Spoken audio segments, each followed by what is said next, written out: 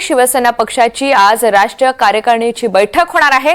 मुंबईमध्ये या बैठकीचं आयोजन करण्यात आलंय। उपमुख्यमंत्री एकनाथ शिंदे यांच्या उपस्थितीमध्ये ही बैठक पार पडणार आहे।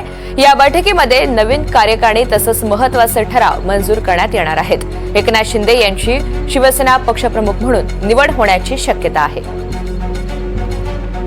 तर शिवसेना पक्षाची आज राष्ट्रीय कार्यकारिणीची बैठक होणार आहे। मुंबईमध्ये ही बैठक पार पडेल।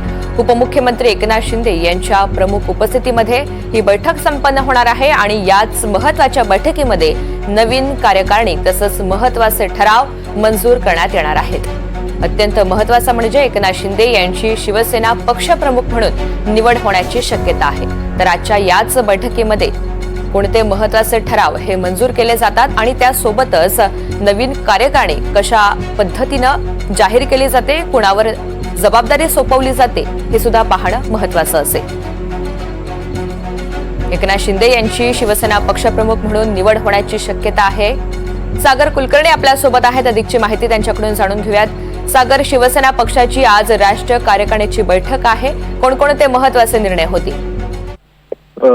एकतर गेल्या काही कालावधीमध्ये जी पक्षाची घटना आहे त्यानुसार राष्ट्रीय कार्यकारिणी बैठक होणं हे गरजेचं आहे। तसंच काही महत्त्वाचे ठराव या राष्ट्रीय कार्यकारिणी बैठकीत होतील असं म्हटलं जातं।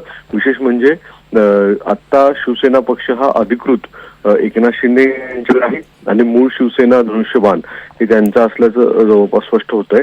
अशा परिस्थितीमध्ये त्यांना स्वतःची एकनाथ शिंदेची पक्षप्रमुख म्हणून अशा स्वरूपाची काही निवड करण्याच्या हालचाली या राष्ट्रीय कार्यकारिणी बैठकीत होतील असं सांगितलं जातं आणि त्या संदर्भात काही महत्त्वाची घोषणा होते का हे देखील पाहणं महत्त्वाचं असणार आहे।